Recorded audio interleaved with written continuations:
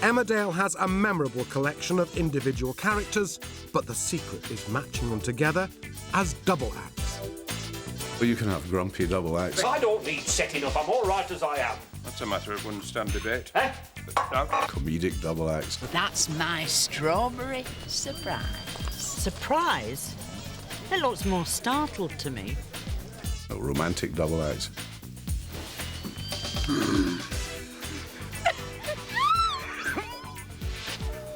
They're the lifeblood of soap, I think, always have been.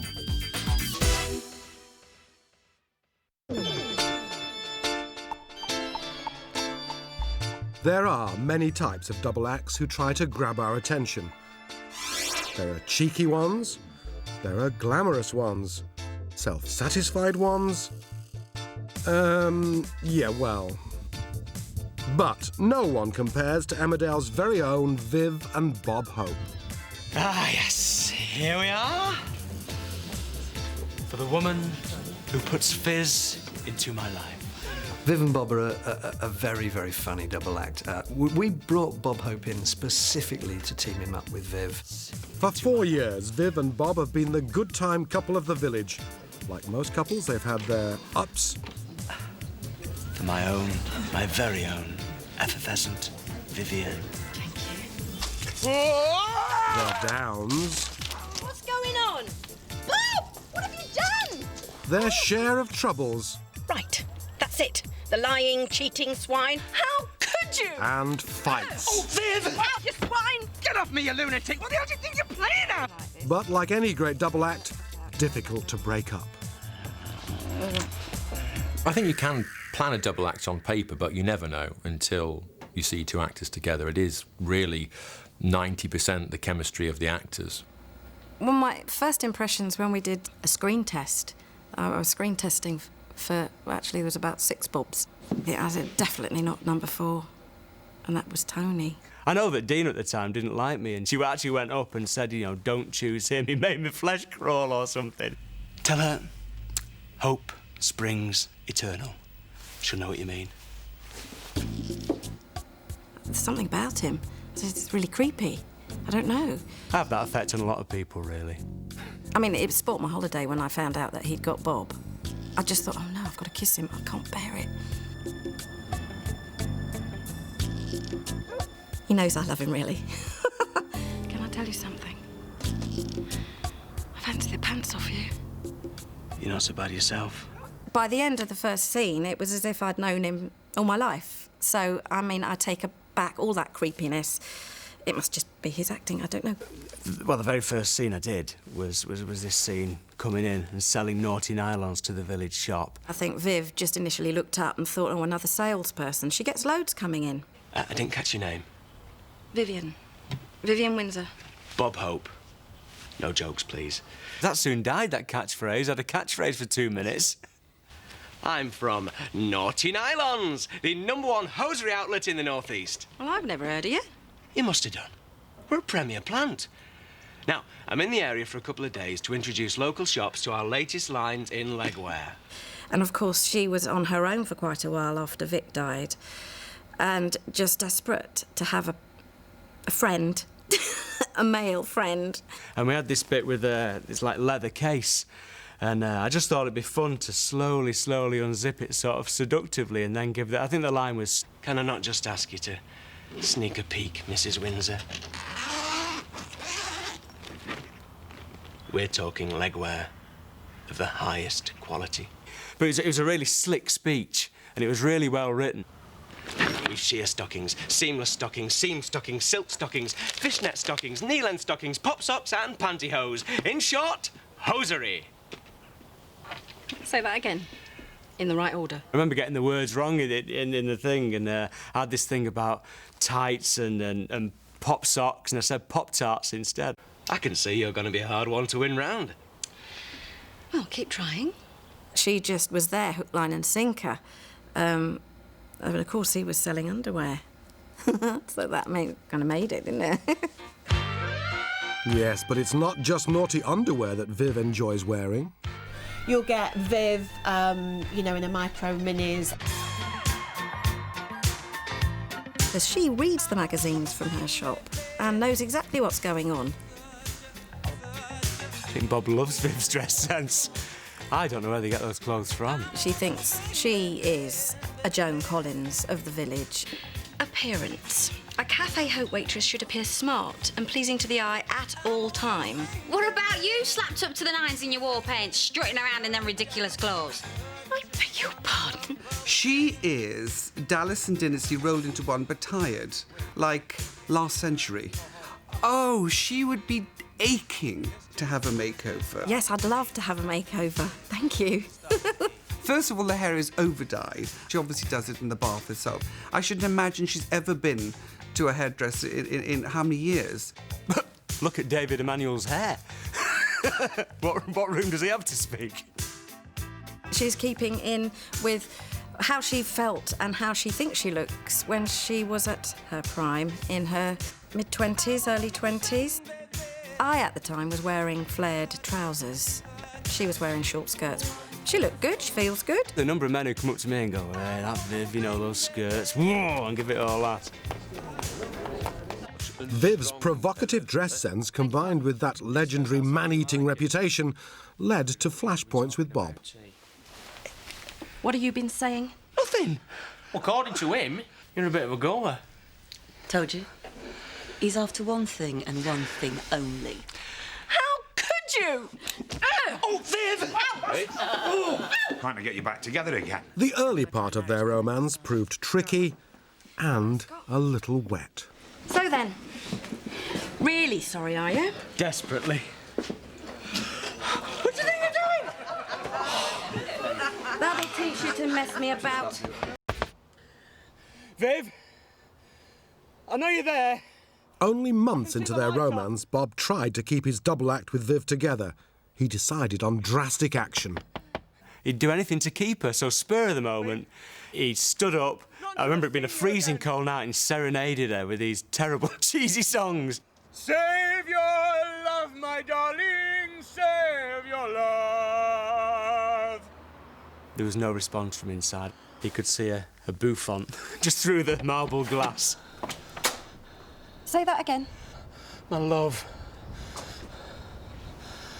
will you marry me?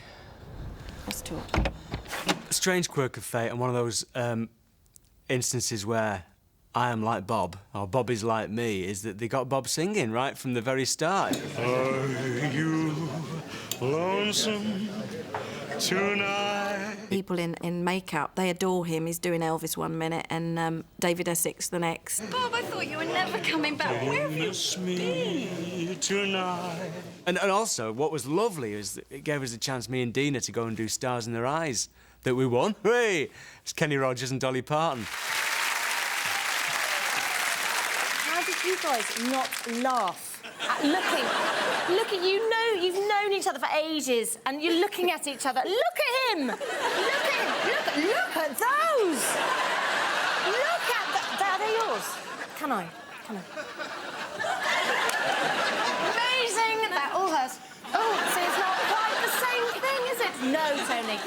Ladies and gentlemen, Dina Payne and Tony Audenshaw as Dolly Parton and Kenny Rogers! Meanwhile, how did Viv and Bob face up to getting married? She thought he was really going for it. No, she didn't know that he was reluctant. It was meant to be the most joyous day of his life, but he looked like he was just about to be executed in front of the firing squad. It's just I've got this awful sense of foreboding right down in the pit of my stomach, like. Well, I think that's called fear. Oh, don't worry, it'll pass. Hopefully. The way it works in the script is, and I get this quite a lot, is that it says Bob is glazed. And so you sort of have this veneer of a smile. Nothing much going on behind. It's stupid because you know if you look like that, you know something was wrong.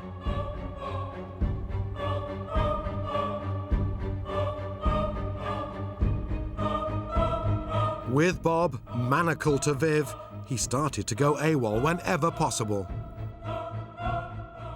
Bob was really mysterious, and he'd go off for a month, for a whole month. He'd say, like, I'll see you soon, Viv, you know.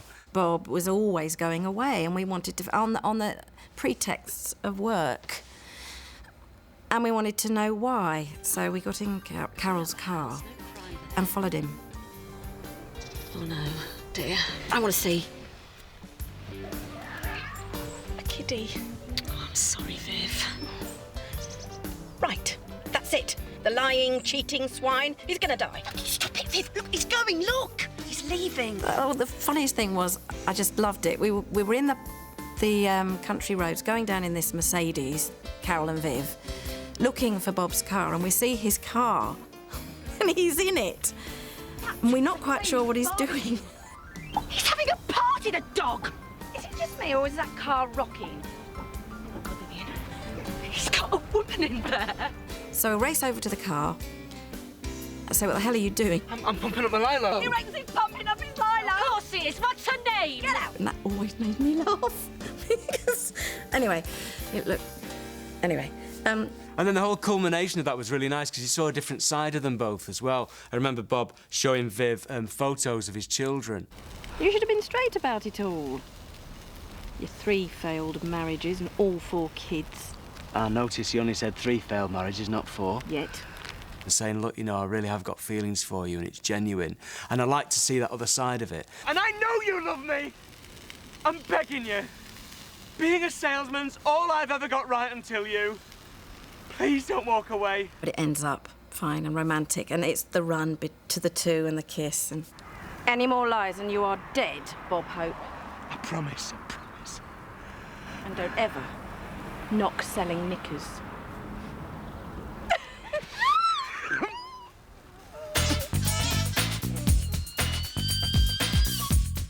If Viv and Bob stick it out, they could last as long as the oldest swingers in town, yes, Seth and Betty.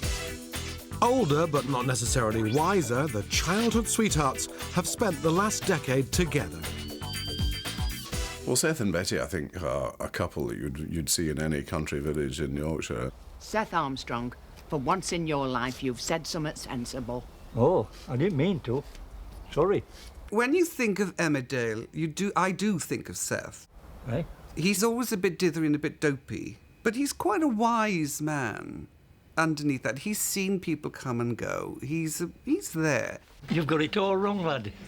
You're trying to work it out with your mind, with logic, and logic never applies where women are concerned. He's always the one who will be kind of trying to wheel himself a free pint and all that kind of thing, and everyone loves those sort of characters. What about these drinks? I'll have his.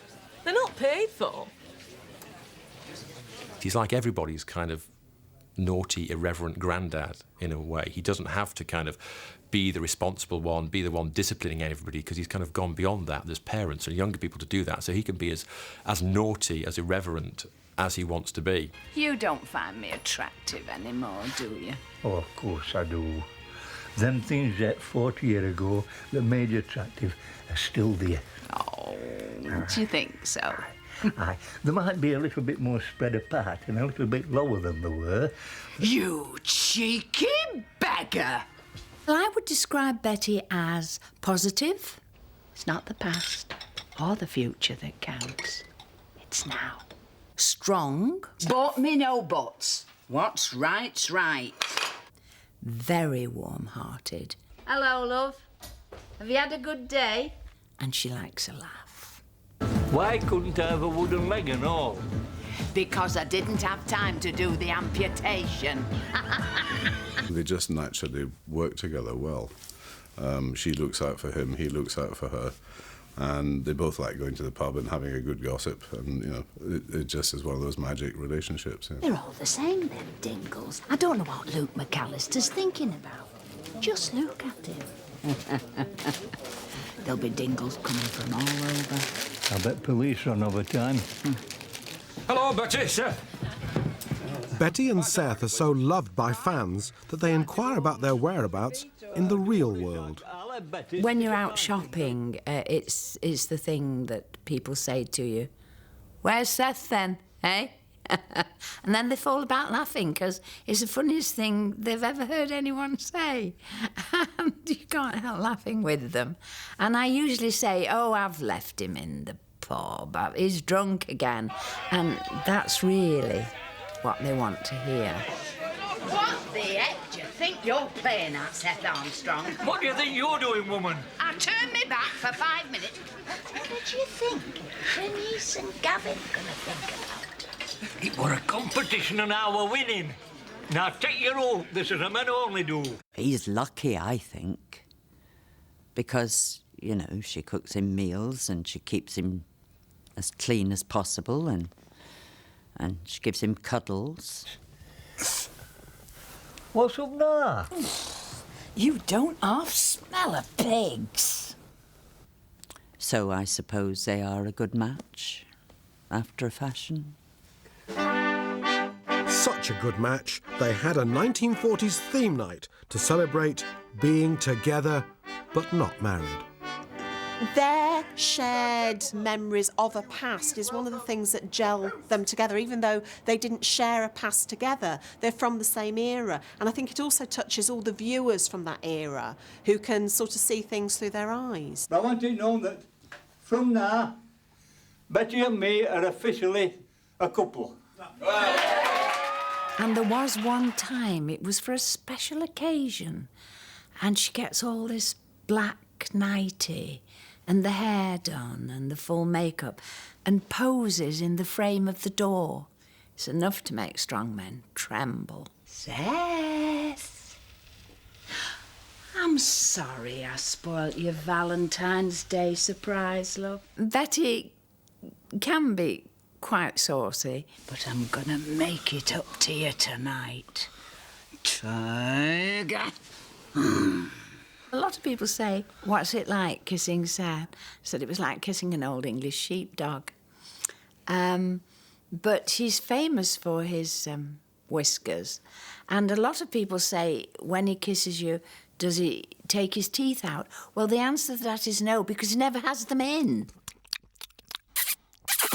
Betty isn't afraid to show her emotions, but being an older northern man, perhaps Seth is, but there are times when he's had a couple, you know, when he's not afraid to say on times like Valentine's Day. Oh, I love you, Seth Armstrong. I love you and all, Betty. You always think of Betty and Seth as like a comedy pairing, but, you know, he's supported her through her biggest sadness of her life. And she has to admit to him that in her younger days, when she lived in London on her own, she did have an abortion. You couldn't even get respectable lodgings with a bairn, let alone show your face back home. You know that I would give anything to have had a family. Oh, I know people think I'm just a nosy old so-and-so, but I have a lot of caring in me, Seth. That's why I take an interest in folk and the families. I care. It was a very emotional time, and told her that it didn't matter what had happened in the past. He loved her, and he always would. But Seth being Seth, he was soon up to his old tricks again with a scheme that threatened their whole relationship. Oh, my word! I didn't think such images were permissible. Well, other than on the internet. That is exactly what's to blame. Ever since he's had that blasted computer, he's never been off that wide-eyed web. A computer storyline came up, and Seth he got into his computers and he wanted to broadcast Betty doing the cleaning and just odd jobs and things around the house. So I helped him to set up this website, this Betty Cam. The webcam incident was, although it was comic, to Betty it was very serious because you're in your own home, on your own, Look at them cushions. and somebody is filming you. Oh, wrong one. Ding, ding. It's like Big Brother, this. Betty, would you please come to the diary room? We want to discuss your problem with that cushion. And Betty was terribly, terribly upset about this. And Seth didn't seem to understand why. Just for his own gain. And I wouldn't mind, but he wasn't being paid a lot of money. He was getting breakfast at Viv Hope's for the privilege of everybody seeing what Betty was up to in her own house, she could have come downstairs in her underwear. It did get quite a cult following with sort of the student population that was supposed to be in and around Emmerdale and Otten. The whole village had been watching her and nobody had said anything at all except Edna, and that is Edna. That's the relationship, because she realised how unfair it was and how hurt Betty was going to be. So she was the one that told her what was happening. Should be home by now. Maybe they've gone into the wolf pack. Now, Betty, what can I get you? Have any of you seen my Seth? Seth? No, not since dinner time. Right. OK.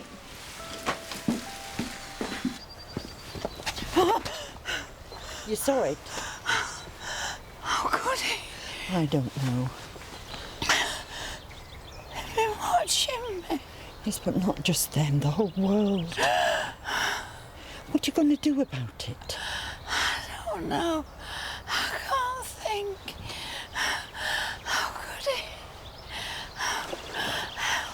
Well, it was shocking, and I thought that was so disloyal, and I thought he did not deserve her. What she did was she decides, and Edna has a big hand in this too. She goes to Edna, and said, I want you to go to Betty's and just do as she tells you. And Len did. He was a sacrificial goat. So as we're watching in the cafe, there's Seth and myself and I think a few of the other younger characters, and we're all stood there watching this as it happens, and then in walks Len. I've fallen in love with you. Hey? Huh? Come on. Don't try and fight it.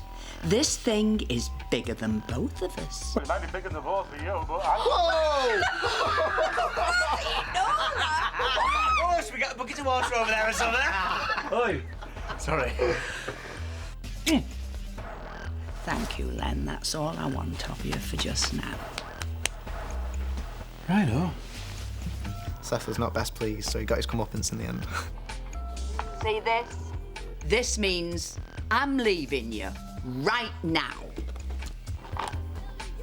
And as for the rest of you, this is the last edition of the Betty Show. I'd like to wish you all good afternoon, good evening, and good night. Right then, things to be getting on with. I think there are a lot of kind of different double acts. They don't just have to be couples. You know, I'm... Much like real life, a character like Betty can have a double act with her friend Edna as well as her partner. I think Edna and Betty, they've got to be, the great gossip duo of all time. There's probably an alcoholic orgy in progress. Betty, that look on her face, and when she's there with Edna, and they're poised to say, told you so, knew it wouldn't come off, she's getting her desserts. They're absolutely wonderful. They're a Greek chorus. What do you make of that, then? She's a flighty piece. He'll have realised he's better off without her. Shirley and I are quite close, and we really enjoy this partnership. Well, I can't say I care very much for that concoction. That's my pecan pie. Delia Smith couldn't have produced that. Delia Smith wouldn't want to. They have some sort of rapport. All made by yourselves, are they? Well, I'm responsible for 6 of these. The rest are all donations, apart from the 2 that Betty made. We're always glad when we've got scenes together. Them turnovers would look a bit more appetising if you did turn them over. Will you pipe down? Our relationship runs hot and cold. Oh, that's my strawberry surprise. Surprise? It looks more startled to me. She's a Bible basher, isn't she? And she always goes to church, and she's always very upright. Pillar of the community, and quite rightly, you need one of those, actually, in any village, or particularly in Emmerdale, because they're all gone. They've all lost the plot. And she's the only one there sort of hanging on to her Victorian values and looking like a prim Victorian lady. It's a museum of Beelzebub, that World Wide Web. It's filled with filth and depravity. Edna's right. The constant, slightly tutting disapproval of anything modern or different, and basically anything that they don't feel they would do. There are people sitting in their own homes with no clothes on, pointing cameras at themselves 24 hours a day. What for? For thrills, Betty. People like your Seth sit there giving them instructions and they do all sorts on demand. Never. You're looking at the scenes and you're thinking, oh, good, I know how she's going to say that. That'll be funny. And we do an awful lot of laughing, which is all right for Betty, but, of course, Edna isn't a very smiley person. And you've got this stuck to it. Well, look, I am known for not laughing, and, of course, people will try to make you laugh. It is a big temptation to make Shirley laugh just before a tape. I'll get you back, Betty Eggleton. Just you see if I don't. Just that woman, Paula. And she is just so funny. And you would find, on occasions, the pair of us sitting at that bar in the Woolpack, and she makes me laugh so much that I will sit there banging the bar because they're rolling up. And she's there pulling her face together and saying, no, I mustn't laugh. And I'm banging the bar going, shut up, Edna must not laugh, Edna must not laugh. And it's like a red rag to a bull, really. What's a poor girl to do? And I have to say that I've disgraced myself on a couple of occasions. A child is a gift from God. It's...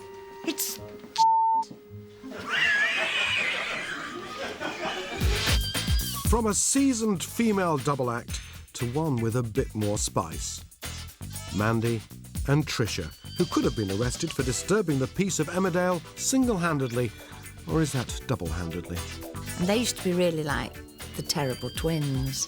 She starts with me, she can get this right in the kisser. Right, we've got to stick together. If she praises one and criticises the other, we know she's trying to drive a wedge. People do it all the time. Do they? Well, I don't know, but I would if I was put in charge. Come on. Mandy's character is just fun all the way. So sorry to keep you all waiting. When I'm out shopping for clothes, time just passes me by, don't you know? She was the tart with the heart. That's what you're all thinking, isn't it? And I thought you were my friends. Mandy, this is a very awkward time for everybody. Yeah. Well, I'll go then, shall I? Mandy's fiery. Worm. The dynamic stuff with Mandy and Tricia at the start was definitely the fact that Mandy was the original barmaid. Then Alan's granddaughter turns up. Do you want a hand, Terry? Eh? And I've got plenty of experience. Oh, how do you know? Of bar work. And it's like, oh, hold on, don't tread on Mandy's turf here. And she was the confident one, you know, she was busty as well. They didn't really sort of give me much to go on. They just, you know, she was a 20-something-year-old, flirty, and she was quite flirty when I first went into it. You know, she had quite a lot of the men in the village. Now, what do you want? I'll have a pint of lager for starters. What about me? You're next. She mixed often with the most unlikely people. Mandy, it was a very strange combination. And they did do that love-hate thing brilliantly. Oi! If you haven't noticed, there's customers to be served. All right, don't break out into a sweat. It's not ladylike. The snake on the clogs. I'm going to wipe that smile off the other side of your face if you're not careful. Ooh, don't get your knickers into a twist. Now, there's an horrible fool. No, Mandy, she didn't... Well, say that outside, then! No, thanks. I'm not into sumo wrestling. You know, you got the bigger girl and the beautiful girl, and I think there was a lot of rivalry and jealousy. You keep out of there! Don't anyone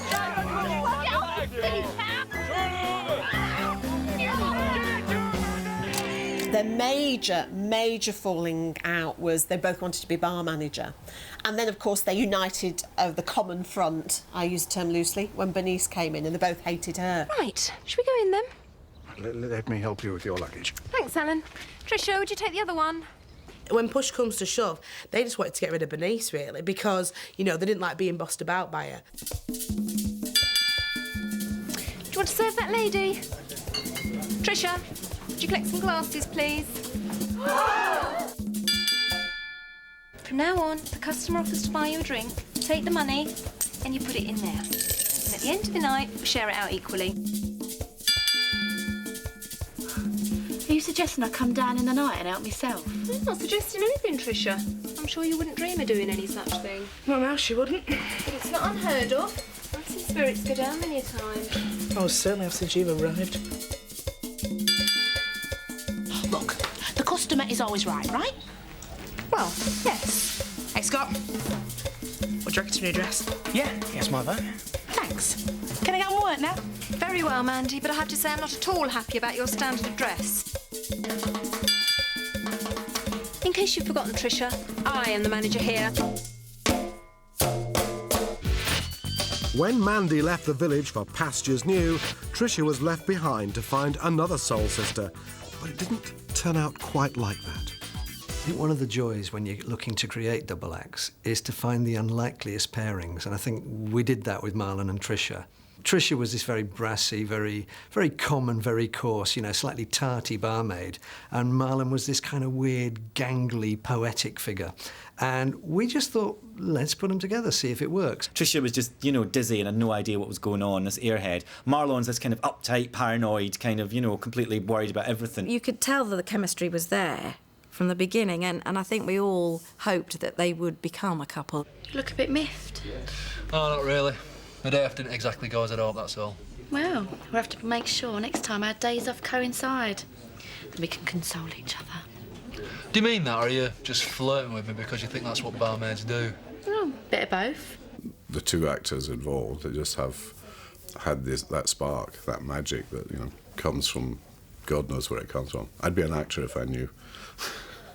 Marlon and Tricia, it's an interesting history because he didn't really pay her any heed at all. I know, and she certainly didn't like him and this gangly idiot. You know, she was really into the good-looking guys. She was the girl that he could never have. He thought, you know, this amazing woman is never going to be interested in me. So their kind of coming together was a great moment. They were just sort of becoming sort of friendly, that sort of friendly way you take the mickey out of each other. And Marlon tricked her into wearing this bunny costume. What are you doing dressed like that? You said it was a kid's party. You said everyone would. I said everyone would get into the spirit. You mentioned fancy dress. Did I? Pig. She is quite cross, but the way she deals with it, she sort of laughs it off, and it just was like taking this veil away from his eyes. He suddenly saw this completely different person who's up for a laugh and nice and kind of, you know, ballsy and... You can go and get changed. We've had our laugh now. No, I think I'll keep it on. For Laura. And it was kind of like, oh my God, she's absolutely fantastic. I think he thought to himself, you know. That was well clever. I know. I'm wasted, mate. All this stuff going on in my head. Oh, what else goes on up there? You know, looking at you dressed like that, I don't say. Oh, don't take the mick. I'm not. The opposite. Oh, tell us then.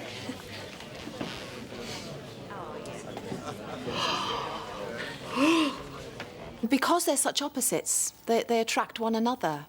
They complement each other because they fulfil different roles. You really like me, Marlon. Out of the teasing and flirting grew a genuine but fragile connection. I know you fancy me, but is it more than that? More than a physical thing, I mean. I need to know. It's a lot more than that. It's OK, I know I'm not your type. Says who? You what? And then she kisses him, and there's just this... I remember they did this moment where and he's so stunned by it, and he just kind of points at his mouth. Did that just happen? Was I conscious then? You want to date me? Come here.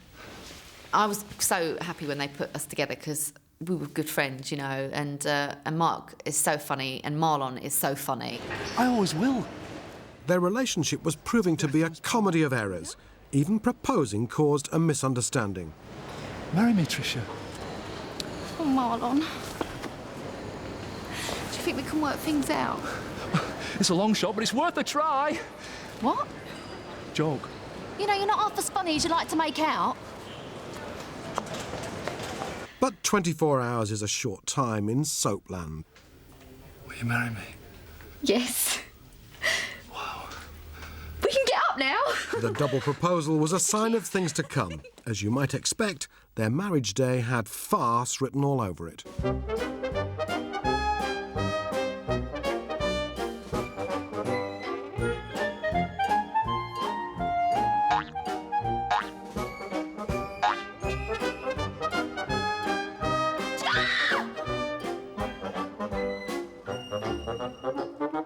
I can't move my head, Marlon, look. This is supposed to be my special day, Marlon. I've dreamt about it since I was a kid. I'm supposed to look like a princess, not a freak. Tricia. As usual, our starstruck lovers had trouble getting their double act together. 1, 2, 3. But a resourceful Tricia surprised Marlon, and the Calamity Twins finally got hitched. Thank God for that. In real life, Cherie was one half of a real double act. Her husband is the Wizard from Oz, Premier League footballer Harry Kewell, and with the birth of her second baby, Ruby, Cherie wanted to spend time with her family. It was really hard to decide to go, but I kind of thought, well, I've done enough now. You know, I've had a good time. I've had some fantastic storylines, and let's make the jump now. And I did. I was just shocked, and you know, me and Cherie spoke about it later, and all I could think of was like, God, this is the person I come into work and we just laugh all day, and that's going to be gone. Jingle. So, how were the producers and writers going to break up the dream team? Your first thought is, OK, how can we make the most of this? We don't want her just to pack her bags and get in a taxi and leave, because she's a huge character. We want her going to have some impact.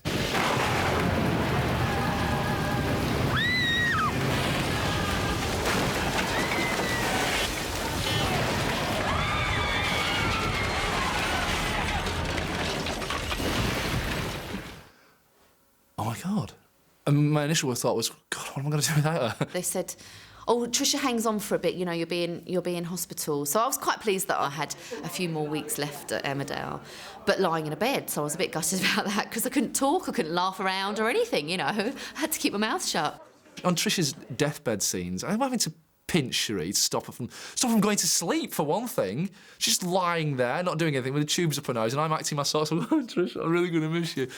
And Cherie's kind of like that, and you could just sort of, and I just go, wake up, wake up. You know, she only did that once, actually, I'm exaggerating. She'll kill me if she finds out I said that.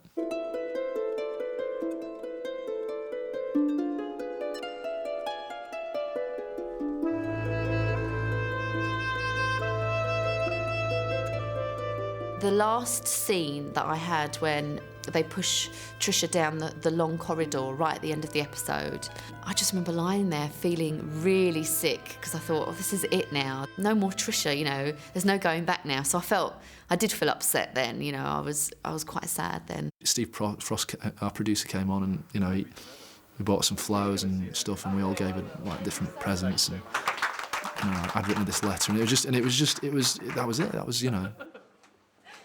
And then she had a leaving do, and we all got really drunk. But I think the thing I miss most is, you know, the cast members and the crew, the fun and laughs that we've had on set. Ow! Oh, I saw you do that. Did you poke yourself in the eye with the toast? Perhaps that's God paying you back. I don't want to be judgmental. Oh, Cherie, I saw that happen. It's like you were so excited to get it in. It's the God of Weight Watchers. The banter on set was fantastic, especially with Mark. I'm all right, thank you. I feel like I should be sympathetic, and yet I just can't. We laughed all the time, you know, such good fun, and you know, we were really close in that way, so I missed that terribly. And now the pair you've been waiting for. Amos and Mr. Wilkes may have left our screens as a double act 13 years ago, but to many, they are still the ultimate face of Emmerdale. I think, you know, probably one of the favourites must still be the kind of classic first Emmerdale double act, which was Amos and Mr. Wilkes, who were two gentlemen living together. Well, I was only young when Amos and Mr. Wilkes were in their heyday, but I'll always remember them just for Amos's chops, and Mr. Wilkes with his pipe. Amos was blunt. Don't forget washing up. There's only renting room, you know. No service. Down to earth. When it comes Wilkes, to take you, I am going to bank this morning when matter will be at an end, which it should be already. Gritty. I'm not a piece at any price, man. No, I'll give you that, Amos. Right. So we'll say no more about it, then. A true Yorkshireman. You know, you wouldn't mess with him. Can I have your glasses, gentlemen, please? Wilkes was a very dignified and successful businessman. Don't throw it away on stocks and shares. It's a dangerous game if you don't know what you're about. And it seemed the most unlikely combination, except for the fact that, of course, Amos knew how to run a pub, and Wilkes actually didn't.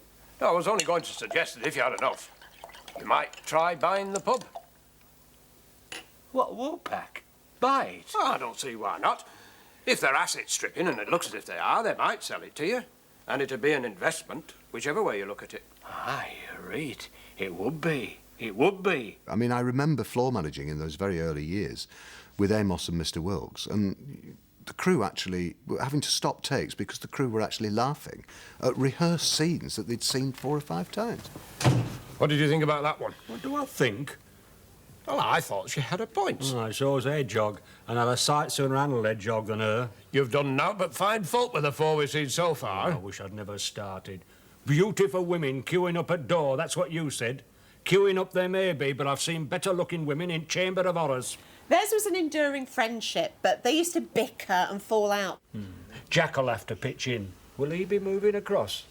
You'd best ask him. Thought you'd know. She's not been buried 3 hours. The family's still shook with it. Who knows what's going to happen? But they weren't ones for showing any sort of emotion, even though I genuinely believe they loved each other. In a manly, Yorkshire sort of way. I mean, in today's television, I think people would think they had to be gay to be together in that way. Have you never brought anybody in to cook? I've always lived on my own, I manage. Only woman I've ever depended on were her. My mother, R.I.P. And they were like Morecambe and Wise, and I always had this image of them going upstairs in the Woolpack, and very properly, and I don't mean any shenanigans, they'd be in the pyjamas lying next to each other, sort of reading Country Life and one with a pipe. Both from different social backgrounds, but they just rubbed each other, they grated along together, but it was just terrific drama. Holiday might do you good and all. Sets a person up for the rest of the year, does a good holiday. I don't need setting up, I'm all right as I am. That's a matter that wouldn't stand debate. Eh? No. If I want a holiday, I'll ask for one, and I'm not likely to take any notice of some unsolicited waste paper as is pushed through my letterbox without prior requisitioning. Hey? I mean, I don't want what I never sent for. They're always bickering and fighting and trying to do each other down, so it was a bit like an old married couple, but they were 2 blokes. To see 2 men having this, sort of these domestic squabbles, I always thought was great fun. I think it was very different. I can't think of any other characters remotely the same in any other show. Nothing that can do you any harm in this. Simple eggs and bacon. Nourishing breakfast. Aye, well, I've my ways, you've yours. Best keep it like that. There's always a danger you overplay them, so in fact it had come to a fairly natural end. Time, gentlemen, please. I think we can get lazy as well. You think, we can always go back to those 2 in the kitchen bickering. I think one scene I'll always remember, which is not a funny scene, but it relates to a double act, was the Amos and Mr. Wilkes when they left the Woolpack. I don't know how many pints I've pulled in all these years I've been landlord at Woolpack, but it must run into hundreds of thousands. And I am now pulling my last one. And it's going to be for me. And I'm not going to pay for it, Mr. Wilkes. Your very good health, ladies and gentlemen. And there was a classic scene of them standing outside the Woolpack at night, and I think it broke every heart in the country. I think it's right going to a younger man. Ah, well. Us old uns have got a few innings left in us yet, eh? Well, I certainly hope so, Henry. Henry? I can't remember the last time I heard you call me that.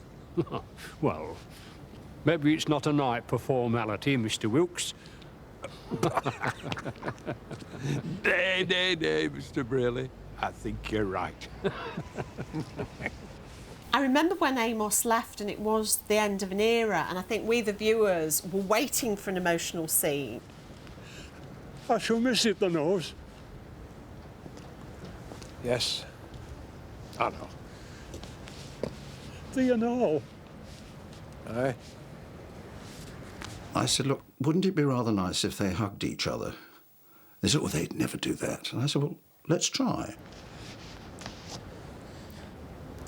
Oh, come here, you silly old fool. It was like, no, lad. Sort of. And that's as close as it got.